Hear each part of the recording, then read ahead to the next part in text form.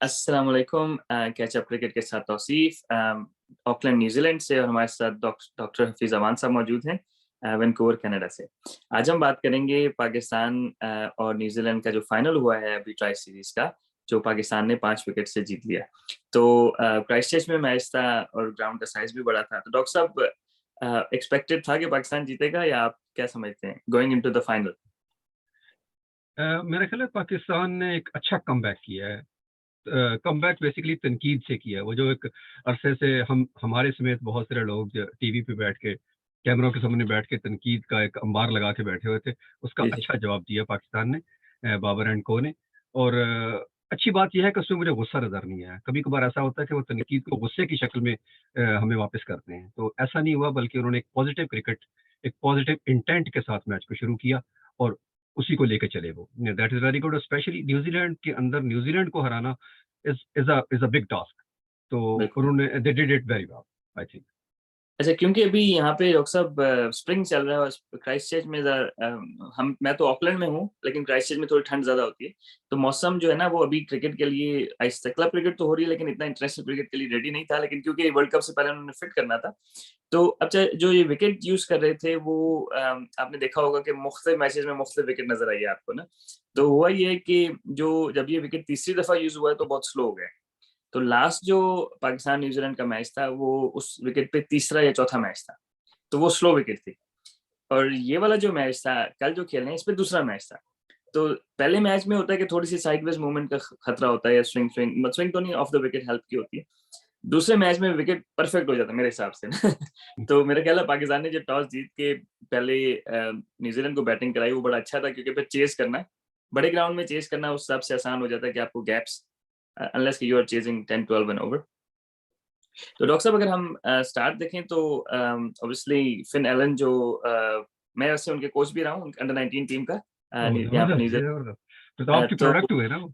नहीं, मेरी प्रोडक्ट नहीं, लेकिन वो तेज खेलते हैं ना बहुत वो, और अंडर 19 टाइम से ही वो इस तरह ही खेल रहे थे। अच्छा। तो अच्छा, अब उन्होंने जो है वो 3 चौके मारे और छठी गेंद पे आउट हो गए। 6 गेंदे 12 रन, दैट्स इट। हुँ, ठीक है, अब उनका रोल है ना टीम में ये, तो वो ही डिड हिज जॉब। फिर केन विलियमसन, तो अब देखें, फर्क ये है, ऑल्दो न्यूजीलैंड हारा, कि they usually know what's a good score on that pitch, या राइट? सो केन विलियमसन ने आते ही तेज खेला, वरना वो इस तरह नहीं खेलते। हुँ, सही है, क्योंकि उनको पता था कि हमने कैपिटलाइज करना है पावर प्ले में, ताकि हम आगे इसको लंबा लेके जा सके। केन विलियमसन ने मतलब 150 के स्ट्राइक रेट से शुरू से ही खेलना शुरू कर दिया, दूसरे तीसरे बॉल या से उन्होंने मारना शुरू कर दिया। वो लेके मेरे ख्याल है 6 ओवर में कॉनवे स्ट्रगल कर रहे थे, 6 ओवर में उन्होंने 50 51 किया। तो उन्होंने बेस बना ली 180 200 की ना। या अच्छा, तो अब वहां से अगर आप देखें तो हमें ऐसे लग रहा था कि शायद, क्योंकि इनके पास मिडिल ऑर्डर में जो है वो गिलेन फिलिप्स, वो भी हमारे शागिर्द अंडर 19 से खेले हैं, कोच माशाल्लाह, था। माशाल्लाह। तो ग्लेन हमारे फिलिप्स हो लिए गए। एज़ाज़ की बात है साहब ये तो। ग्लेन फिलिप्स हो गए, और उसके बाद मार्क चैपमैन हो गए, फिर जिमी नीशम हो गए, ब्रेसवेल हो गई। ये सारे जो है ना वो तेज हिटर्स हैं, 150 के स्ट्राइक रेट से आराम से खेल सकते हैं। हुँ, तो वहां से ऐसे लग रहा था कि 180 200 कर जाएंगे जो पार स्कोर होगा। तो आपको ऐसे क्या लगता है कि हमारे जो फास्ट बॉलर्स थे, स्पेशली हारिस रऊफ, उन्होंने जो है वो किस तरह इसको, क्योंकि देखें, अगर हम मिडिल ऑर्डर में भी देखें तो वो रन्स करते रहे, केन विलियमसन थोड़ा लंबा खेल गए। आखिरी जो हैं 9 गेंदें, उन पे 5 रन बने। ठीक है, हुँ। सेकंड लास्ट ओवर कराया था नसीम शाह ने, और लास्ट ओवर कराया था हारिस रऊफ। तो पहले हारिस रऊफ की बात करेंगे, उन्होंने बहुत ही अलग गेंदें की। तो आप उनकी एवोल्यूशन को किस तरह देखते हैं और इस मैच में उनकी परफॉर्मेंस को किस तरह देखते सर बिल्कुल, जब शाहीन शाह अफरीदी बाहर हुए, तो उसके बाद सारी ज़िम्मेदारी, मेजर ज़िम्मेदारी जो थी वो हारिस रऊफ पे थी। गो कि हम एक्सपेक्ट कर रहे थे कि नसीम शाह इसकी ज़िम्मेदारी लेंगे, हैं? क्योंकि उनके बैक पे वो थे, तीसरे नंबर पे हारिस रऊफ आते थे। जस्ट आज से 2 महीने पहले की बात मैं करूँ अगर बिल्कुल। तो तीसरे नंबर पे आते थे हारिस रऊफ। गो के वो पहले से डेथ ओवर्स कर रहे थे, अच्छे ओवर कर रहे थे, लेकिन फिर भी कहीं न कहीं हम उसको उनको पहले या दूसरे पे नहीं देखते थे, तीसरे पे देखते थे। बिल्कुल बिल्कुल। तो इवन उन्होंने इस पूरी सीरीज़ में, एशिया कप में भी किसी हद तक, लेकिन इस सीरीज़ में तो क्लियर कट उन्होंने ये मैसेज दिया कि भाई मैं नंबर 3 नहीं हूँ, मैं नंबर 2 भी नहीं हूँ, मैं नंबर 1। बिल्कुल तो बिल्कुल। उन्होंने शाहीन शाह अफरीदी की कमी को बिल्कुल भी महसूस नहीं होने दिया और पूरी ज़िम्मेदारी अपने कंधों पे ली। और बिल्कुल। यहाँ नसीम शाह से वो बिल्कुल हमें वाज़ह तौर पर आगे नज़र आए। और ख़ास तौर पे उन्होंने जो अपनी एवोल्यूशन में गेंद को मतलब स्लो पेस के साथ भी गेंदें अच्छे तरीके से फेंकी, कि जिसमें उन्होंने पूरा डिसीव किया बैट्समैन को, कहीं भी उन्होंने उनको खुल के खेलने नहीं दिया। और ख़ास तौर पे जैसे आपने कहा कि 9 आखिरी 9 बॉलों पे सिर्फ 5 रन, ये तो मेरे ख़्याल कोई भी टीम, किसी भी टीम के लिए बहुत ही कम स्कोर है। वही 9 गेंदों पे अगर 15-20 भी बनते तो 175 प्लस 80 के दरमियान में हो जाता स्कोर, जो कि पास स्कोर था इस विकेट पे। तो मेरा ख़्याल है कि credit goes to definitely Haris Rauf. और सॉरी, एक बात मैं इसकी और करता चलूँ हारिस रऊफ की, लास्ट बात वो ये है कि हमने एक एपिसोड में पहले भी कहा था कि क्योंकि ये टेप टेनिस है, वहाँ पे जो ग्रूमिंग है ना वो बड़ी सख्त है। वहाँ पर कोच तो कोई नहीं होता, आप खुद ही अपने कोच होते हैं। तो बिल्कुल आपने हर बॉल चूँकि 2 ओवर की गेम होती है, 2 ओवर में हर बॉल ही आपका डेथ बॉल होता है। उसमें ये बिल्कुल आपके पास मार्जिन नहीं कि पहला बॉल है तो खैर है, कोई बात नहीं, छठे बॉल पे मैं ज़ोर लगाऊँगा, नहीं। Every single ball is a death ball. तो मेरा बिल्कुल ख्याल है कि इसकी वो जो मेंटल स्ट्रेंथ है ना हारिस रऊफ की, वो बहुत ज़्यादा है। और दूसरा ये है कि उसमें सीखने की डेफिनिटली सलाहियत बहुत ज़्यादा है, कि उसने इतने कम वक़्त में अपना इतना इम्प्रूव किया। नहीं, बिल्कुल। अच्छा, अब अगर हम हारिस रऊफ की बात कर लें, तो dot balls is a indicator ना, तो एक तो बाउंड्रीज़ कितनी खाई हैं और एक डॉट बॉल्स कितनी थी। तो हारिस जी, रऊफ ने यानी कि 4 ओवर में से 2 ओवर तो डॉट बॉल्स के किए हैं। सही है, अगर आप जी, स्क्रीन पे देख सकते हैं। जी, जी। और नसीम शाह ने 10 डॉट बॉल्स किए हैं, वसीम ने 10 डॉट बॉल्स किए। अब नसीम शाह और वसीम का मसला ये था कि वो 1-2 बॉल बुरे कर जाते थे ओवर में, तो वो बाउंड्रीज़ लग जाती थी। तो अगर उनका देखें तो इकॉनमी रेट 9.5, 9.25, लेकिन हारिस रऊफ ने आखिरी ओवर भी किया। उसके जी, बावजूद उनका economy rate 5 I think that was the difference. अगर हम मैच का अगर इन द एंड रिजल्ट देखें तो I think that was the difference in the end. अगर हम अगर हम बात करें न्यूजीलैंड की बॉलिंग और पाकिस्तान की बैटिंग की, तो स्क्रीन पे आ गए। जी। तो अगेन बाबर और रिजवान अपने हिसाब से खेले हैं, और to be honest first time मुझे ऐसे लगा साउदी और ट्रेंट बोल्ट बुरे बॉल कर रहे हैं। अच्छा। ट्रेंट बोल्ट ने तो फुल टॉस भी किया। मतलब वो नॉर्मली कहाँ इंटरनेशनल क्रिकेट में आपको प्रीमियर बॉलर फुल टॉस कराते हैं। मतलब ये कि बहुत एवरेज बॉलिंग की दोनों ने। ये शायद वो बाज का नहीं स्विंग हो रहा होता है और वो उस चक्कर में गेंद आगे आगे करते हैं, फुल टॉस कर देते हैं। लेकिन उसके बावजूद डॉक्टर साहब हम वहीं पे खड़े हैं जहाँ पे हम एशिया कप में खड़े थे, यानी कि 6 ओवर 30 रन और 1 आउट। तो आप क्या समझते हैं कि पावर प्ले में हम अम, और ये जो बाबर ने 15 रन किए हैं ना, इसमें एक लेंथ के बॉल को उसने क्रॉस मारा अंदर से, which is a hmm, risky shot. मतलब ये कि इसने 2-3 रिस्की शॉट्स भी खेले हैं, उसके बावजूद 14 गेंदों पे 15 रन किए। हुँ। मेरे ख़्याल में से सब जो बाबर की बात आप पहले भी कर रहे थे ना कंटीन्यूअसली, कि बाबर थोड़ा-सा अपने आउट ऑफ जो बॉक्स से बाहर निकल के सोच रहे हैं ना खेलने की, उसकी रीज़न वही है कि वो अपने आप को, वो जो क्रिटिसिज़्म बहुत ज़्यादा उन पे स्ट्राइक रेट पे हुआ है, तो उसको वो कवर अप करने के लिए थोड़ा-सा बॉक्स से बाहर निकल के कोशिश कर रहे हैं, जो उसी वज़ह से उनकी वो एलिगेंस भी कहीं न कहीं लूज़ हो रही है, और वो अपनी वो शॉटों को मतलब बना के खेलने की कोशिश करते हैं, जिसकी वज़ह से वो स्ट्रगल भी कर रहे हैं। और सेकंड बात ये है कि जब रिज़वान और वो दोनों ही तकरीबन घने बॉल पे खेल रहे हैं, तो फिर दोनों का बर्डन किसी एक ने लेना होता है, तो वो लेते-लेते आउट हुए। तो मेरा ख़्याल है बाबर ने ये गलती, और स्पिनर के खिलाफ भी वो स्ट्रगल कर रहे हैं, मुसलसल स्ट्रगल कर रहे हैं। ये मैं आपसे पूछूँगा हुँ। बल्कि, कि ब्रेसवेल में ऐसी कौन-सी खूबी है कि जिन्होंने सिर्फ़ मतलब 4 ओवर में 14 रन दिए, और पिछले मैच में उन्होंने 4 ओवर में शायद 11 रन दिए थे, 2 विकेट्स भी ली। तो ऐसे वो कौन-सा मतलब अछूता उनके पास बॉल है जो मतलब हमारे टॉप प्रीमियर बैट्समैनों को इतना तंग कर रहे हैं ना? अच्छा, अब एक तो सबसे पहले ये कि डॉक्टर साहब पहले हम अ, पावर प्ले की बात कर लें हुँ, कि इस पावर प्ले में भी पाकिस्तान ने 19 डॉट बॉल्स खेले, यानी या कि 36 में से 19 डॉट बॉल्स 19 खेले। Ball, that's very more than high half, for, या ठीक है। अच्छा, अब अगर बाबर और रिजवान की हम बात कर लें एज एन ओपनर, तो उन्होंने 43 बॉल्स खेले हैं और 49 रन किए हैं, ठीक है। या यानी कि जो बाकी आप समझ लें कि 13 ओवर में हमने 9 के हिसाब से यानी कि we have to everyone has to play strike rate of 150 that's right. To win the game. तो आई थिंक कि इन्होंने मिडल ऑर्डर को काफी मुश्किल में डाल दिया है। देखिए, अगर 5 ओवर में आपने 45 करने हो ना तो इट्स अ डिफरेंट थिंग, लेकिन अगर आप 13 ओवर में आपने 9 के हिसाब से रन करने हो तो इट्स नॉट ईजी, या ठीक है। तो वहां से मैं वही जिस तरह हम पहले बात कर रहे थे, तो मिडिल ऑर्डर पे ज्यादा प्रेशर ये डाल देते हैं। और शान मसूद ने 21 गेंदों पे 19 किए हैं, लेकिन उन्होंने इनोवेट करने की कोशिश की है, वो कभी इंटेंट नजर आ रहा था, यानी हुँ, कि he was actually trying but may be he was struggling.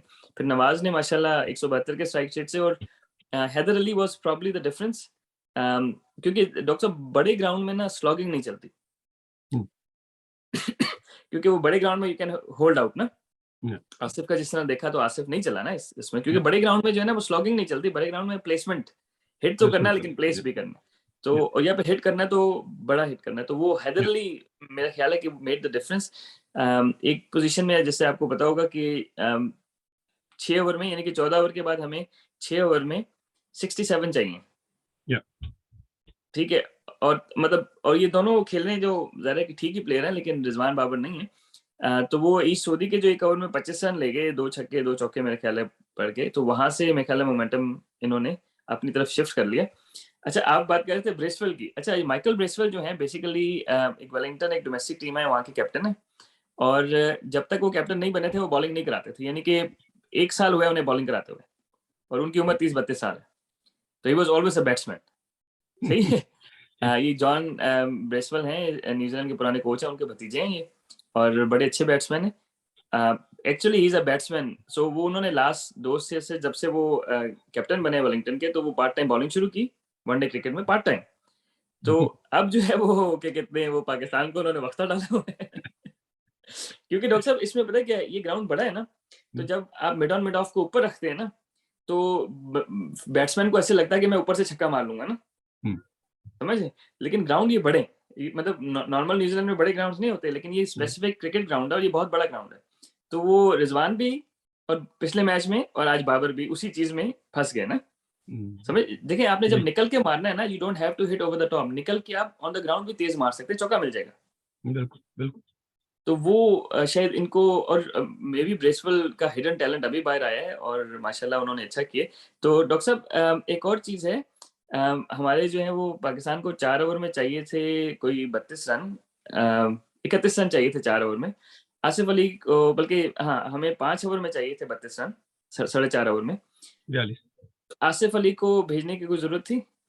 नहीं, मेरा नहीं ख्याल कि आसिफ अली को वहाँ, जब आपके पास इफ्तिखार भी थे और शादाब भी थे। शादाब चूँकि नंबर 4 पे बैटिंग कर चुके हैं और उन्होंने प्रूव किया हुआ है कि वो तमाम मिडल ऑर्डर से बेहतर बैट्समैन हैं, तो मेरा ख्याल है कि उनको जहाँ भेजा जाता तो ज़्यादा बेहतर था। क्योंकि आसिफ अली ने वही, चूँकि वो उन पे अपने भी रस्टी हुए हैं और उन पे क्रिटिसिज़्म भी मुसलसल हो रहा है कि वो परफ़ॉर्म नहीं कर रहे, तवील अरसे से नहीं कर रहे, फिर भी टीम का हिस्सा हैं, तो उन्होंने उसको शायद न उस चीज़ को हटाने के लिए अपने आप से कोशिश की कि मैं शायद जल्दी से कोई रन कर लूँ और मैं मैच को फिनिश कर दूँ, जो कि उनकी कोशिश नाकाम साबित हुई और उन पे एक और मतलब फिर से एक बार सवालिया निशान लग गया कि ये अब टीम में होने चाहिए, नहीं होने चाहिए। तो आई डोंट थिंक सो वहाँ इफ्तिखार और शादाब के होते हुए कतई भी ज़रूरत नहीं थी इसकी।